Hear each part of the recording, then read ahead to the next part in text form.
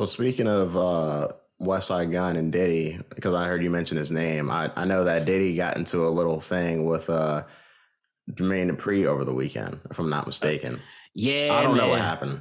Yeah. So, in so many words, I think it was actually speaking of verses. It was actually Fat Joe's live, I think, which I didn't have a chance to catch that Ja Rule Fat Joe one, but from my understanding, Fat Joe did lose badly and Ja Rule won.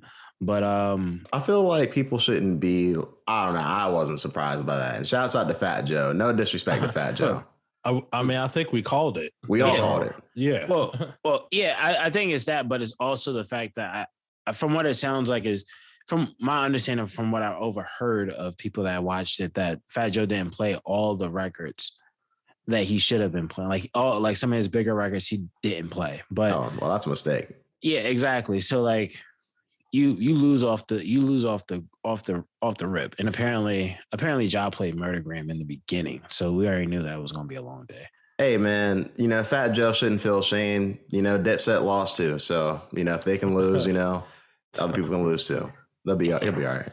Hey man, Jadakiss won that versus also. So and he might win this versus because he came out and performed during that Ja Rule Fat Joe one. And this one he may end up being the same because on Fat Joe's live, I guess he does like his Jopra moments now, and he ended up having JD and P Diddy on his live. JD is saying like, "Hey, I want to battle you. What's up? Blah blah blah." Diddy said, "You're not big enough. Your arms are too short to box with God." CM Punk reference. You got that from CM Punk. He said, "What? Your arms are too short to box with God." He said that quote, but he didn't get it from CM Punk. Yeah. I was gonna say that's not from CM Punk. No, I'm not sure where that's from, but it's not from CM. That's old. I stand corrected, listeners. I'm sorry. That's like an old hip hop punch bar. Well, shouts out to CM Punk then, because I thought he was the one that said it. I for real, I thought he was the one that came up with that. Are you serious? Yeah, he was like cutting up. At the time, all right, sidetrack. At the time, he was feuding with The Rock. The Rock was coming back, and he was like, "Rock, I know who you are, blah blah, but your arms are too short to box with God." And I was like, "Oh shit, he's giving it to the people." Oh wow, you never heard that saying before? No, prior to CM Punk, no, and that was like 2013. Oh wow, from what I've heard it, I started hearing it in like music. So okay. I think Jay-Z, I think it might have been on Jay-Z's the Blueprint 2. So I think he might have used it in Verzuz. Not in Verzuz, in Takeover. I think he said it to Nas in Takeover, which was like in 2001. I have to listen to that song again. But yeah. What was Diddy saying? Yeah, but nonetheless, Diddy was telling JD, "Yo, your arms are too short to box with God. Dr. Dre's the only person I'm willing to see in Verzuz." And of course, everybody said, well, there has been a discussion ever since, rather, on if Diddy's tripping and should he be going against Dr. Dre, or should he be or is JD probably the best opponent for him at this point? So in my opinion, I think that JD versus Diddy would be great. And I think Diddy versus Dr. Dre would be great. I don't think that any of those matchups are necessarily bad. I think that people should give Jermaine Dupri his credit, though, because he's not necessarily going to go in there and play around. And he has a decent bit of hits underneath his name. I think people would, they should do their research if they are doubting him. And Diddy does too, of course. I think it'll be a good battle.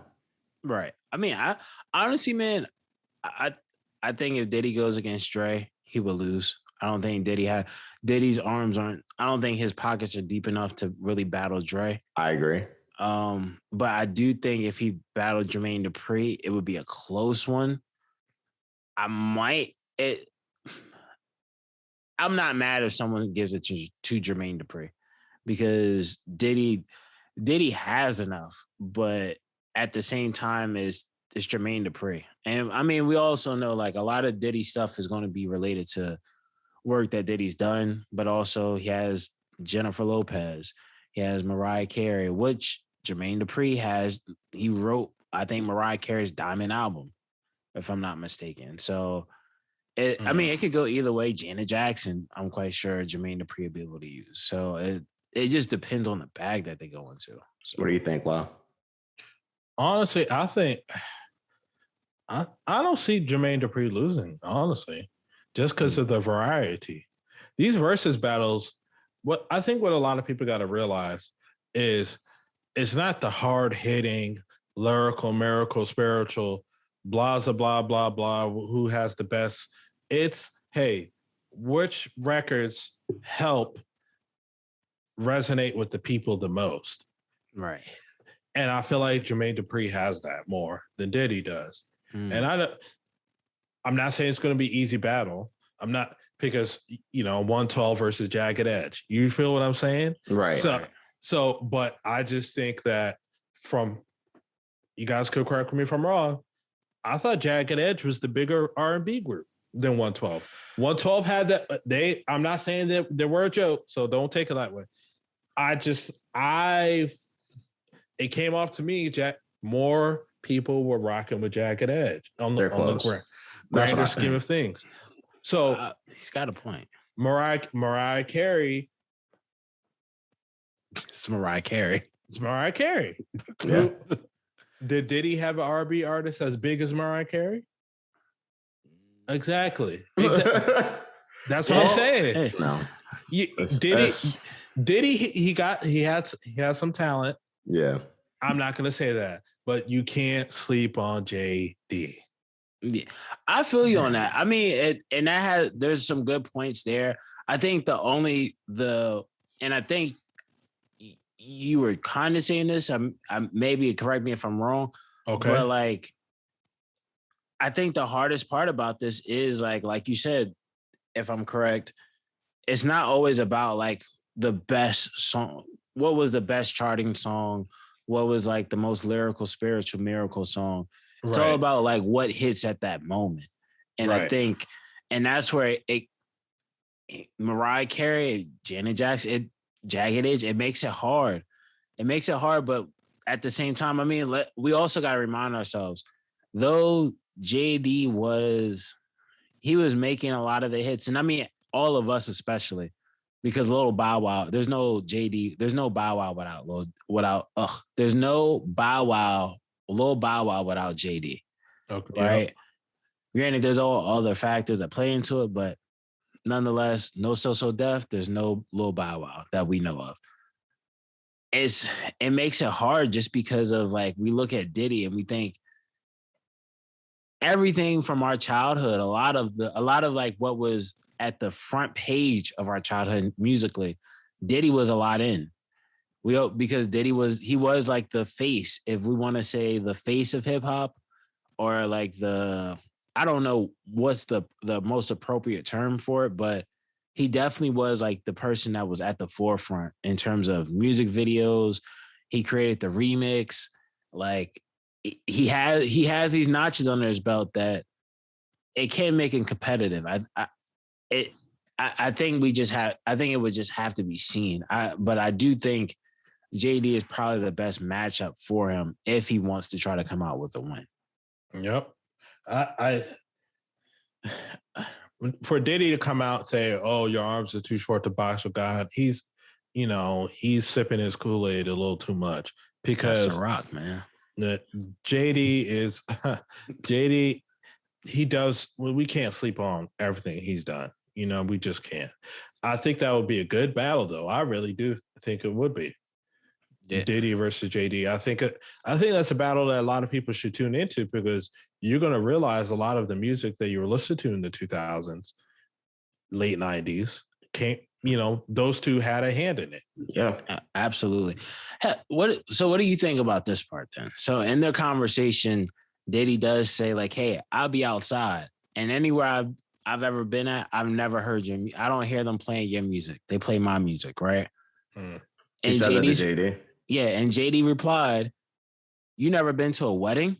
You never heard 'Let's Get Married' played at a wedding?" He's like, "Yo, listen, man, I don't hear your stuff when I'm outside." I mean, I feel like, Diddy is definitely talking the talk very well. I'd like to see them battle.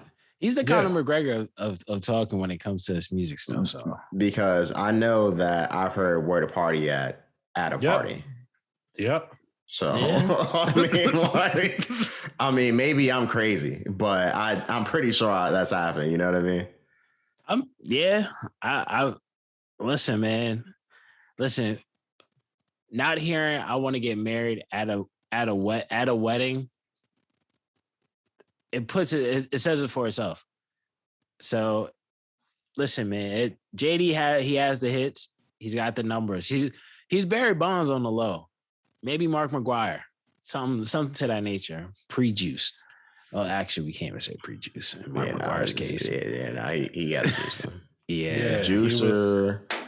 Him and what are you like, Meek Mill Flamers? Juicers. That's his shit. Juicing's his shit. Him and Vitor Belfort, man. Same. Yeah. Same dealer. Well, are you looking forward to Meek Mill's album? Yes.